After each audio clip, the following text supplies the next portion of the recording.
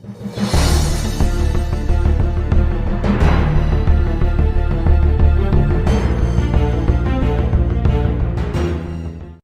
afternoon, Keepers of the Cash, and happy Savage Saturday to you. This week on Savage Saturday Comic Review, episode 128, we're bringing you a short tale of Red Sonja, written by Roy Thomas, with pencils by Howard Simpson, and inks by Robert Keano. And we're going to get right to it. This tale is called A Lady for the Burning. And this is a tale from 1993 out of the pages of the Savage Sword of Conan, issue 229. All right, and our tale begins with Sonja entering the town, and it goes, the southward road back from Xanadu leads through Yodapong, capital of Kassala. For some, it leads no further. And it says, A Lady for the Burning, putting the title out there, and then you see Sonja pulling her horse up short as she sees a group of men accosting a woman. It says, stop screaming and come along, girl. And another man says, hey, your husband is waiting for you. And that is our opening page, already setting up the strife of the story. As we turn the page, you see one of the men slapping the woman and saying, this is for defying me. And she's screaming, oh. And the descriptive text continues forward. The turban Kaslan will never know how close he comes to a blade in the back. But she reminds herself she doesn't yet fully know the situation, so better to start out slow. And as he's yelling at this woman some more, that's more like it now, he receives a kick in the back from Red Sonja instead of a blade, so lucky him. And another priest is jumping in. He says, stop, woman, and you, Hazrat, put away your scimitar. And Sonja asks this priest, what is he, priest, a wife beater? To which the priest replies, Hazrat? He's unmarried. He was merely helping to prepare the offering for the god Yaja. And Sonja replies back, but I heard him say something about her husband. And another priest says, oh, hey, there he lies atop his funeral pyre. And you see a decrepit old man, aged and dead, on top of this funeral pyre. And she looks at the priest and she says, so you Kassalans ape the Vendayans. You burn a wife so she can accompany her mate into the afterworld. And the priest says, of course, any other course is barbaric. And the young woman that's being sacrificed is screaming. She goes, you are the barbarians, all of you. I barely knew my husband. My father sold me to him. He was dying when we were wed 2 months ago. The priest replies, what has that to do with anything, foolish girl? And it says, Sonja ponders her choices, and she's thinking. And it says, the men of the city would be against her as one, nor can she expect help or understanding even from the women. And Sonja finally replies, this is your country, priest. It's not for Hyrcanian to tell you what to do, but I don't have to stand around and watch. And as Sonja turns her back and walks away, one of the priests says, keep well away, red hair, till the torch is lit after moonrise, or I'll teach you how to use that sword, putting out a useless threat to her. And then we see Sonja up in her bedroom where she's staying in her room, and it says, if it weren't so late, in the next town leagues distant, Sonja would ride on. But she knows well that, come nightfall, she will hear the poor girl's dying shrieks and smell the acrid odor of burning flesh. For her room is just outside where they're going to commit this foul deed, and she can see it through her window. So already a bit of ominous. You have a young woman who was sold to this old man to be his wife. The father, when you're in the story, you already get the sense he's a creeper. He just wants the money. He doesn't care about his daughter's life. He knew that she would be put to death and burned with him when the old man died, but the money meant more to him than his own daughter's life. So you can see that she is not happy. It is a bad situation all around.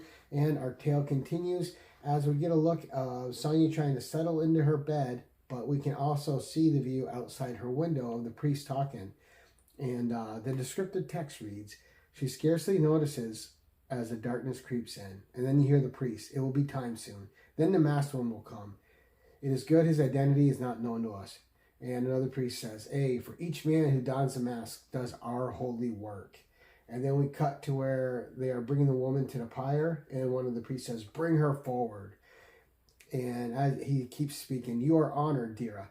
For you go to join your husband as he sits at the feast of the great Yaja himself. Place the cask of eternity firmly upon her head, And you see this guy placing this great mask, which is kind of dulled up.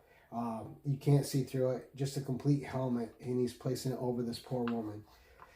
And the priest continues, and bind her to the pyre. And she is chained there, and she's on her hands and knees. And then it goes to the descriptive text. It says, Red Sonja notes that the helmet over the girl's head has no eye slits. Doubtless the Castellans do not want their victim able to fix her eye upon them as she burns. And as we go to the next page, Sonja has made it to the rooftop, and she puts her foot on the edge of the roof, the edging, to look out, and it says, and down yonder side street strides the executioner. She notices the guy coming up. She goes, in Zambula, Sonja heard how Yaja is worshipped by ritual stranglings. And then you see the thing crumble, and Sonja's fallen down to the street level. And it says, that's gruesome enough, but the immolation of girls hardly out of childhood, and then she's screaming as she's fallen. Pox on all loose masonry, and on warriors whose righteous indignation makes them careless. And she hits the guy that's going there to sacrifice the woman. He's like, you. And she's drawing her sword even as she's laying on the ground. She goes, think you can kill me without help? And the guy doesn't speak. He has his flaming staff, and he's pushing it towards Sonja. And the scripted text reads, must discourage him from crying out for help before she can. More curses. She recognizes the amulet, even as by fortune's vagaries it stops her blade. Still, she stirred the dog's errant dreams of manhood. He seems determined to slay her alone and unaided. She feels almost guilty for making him believe, even for a moment, that she is turning to flee from him. And then we see the scene here with the woman being set up for the sacrifice, chained down, Sonja falling from the roof down to the street level and into the priest that's going to sacrifice the young girl. And as we turn the page, we get a splash page of her battling this guy. And we'll continue from what it said last page. She feels almost guilty for making him believe, even for a moment, that she is turning to flee from him, so she can block his thrust at her back and spin like one of the dervish winds out of the east to sheath her sword in scarlet as she buries it deep in his chest. And he does a strangled cry. But her incipient guilt is washed away by waves of anger when she is certain beyond doubt that the official assassin was indeed the rogue called Hasrat. So the guy that was beating the woman at the beginning was the guy assigned to murder her and burn her with her now deceased husband. The same guy that wanted to put his sword in Sonja. And now he himself lies dead. We cut to a scene in the town, and it says, at the moon's zenith, the watchful waiters eye a food stall. Best to eat now, ere the stench of fried flesh assails the nostrils. But where is the masked one? And who?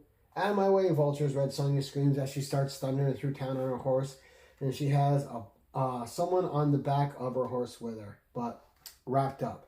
And it says, such paltry chains are for show. They'll not stop Red Sonja. And she's cutting stuff loose. The fool rides for the alley instead of the gate. And one of the priests screams. And then another one yells out, then we'll have two to burn tonight. And Sonja starts cutting apart the houses and all the wood around them and collapsing stalls on them. It says, then you'll have to catch me first, jackals. Perhaps these apples will give you strength, as she destroys an apple cart. So we got that going on. And this was at midnight, so there's been some time that's passed before you see Sonja with that body. And you see the guys screaming, she's blocked our path. Surely she is a she-demon. And another priest says, all the more reason she must not leave the city alive. We've wasted enough time trying to climb over this rubble. To which another priest responds, hey, we can go around the other way. Look out. Look, we've outflanked her. And Sonja is coming up on them. She goes, that's the trouble with attempting to rescue in a strange town. You don't know the shortcuts. And she starts taking the blade to the priests that are approaching her on her horse. She goes, but I do know other kinds of cuts by Tarim, as she slices them to pieces. She jumps some rubbish in the apple cart that she overthrew. And says, now Sonja whirls her mount and heads back the way she came, easily scaling the fruit and debris, though her helmeted burden does not complete the leap with her. So the person she had in the back wrapped up falls off, and it says she turns as if to go back for it, but already the townspeople are here. She heads for the lightly guarded gate. Let her go, the people think as one. We have what we want, even though she's unconscious. And they grab this body and they throw it on the fire and they burn it. And you see them riding up and they're saying she still will burn, even if they have sadly robbed her of her death screams, been robbed of her death screams. And the great god Yaja will rain down his blessings for another year on the fair city of Yotapong. So we see them throw the body on that Red Sonja dropped off the back of her horse. And they're celebrating the death of this poor woman. And as our tale continues, it says, the fire burns out slowly, but it does burn out. That is when the good people of Yotapong sift through still hot embers, searching for some keepsake, a gold bracelet perhaps. Instead, they find only an amulet, worn earlier this evening by Hazrat. And where is that masked man anyway? And one of the priests says, I said she felt heavy. Didn't I say she felt heavy?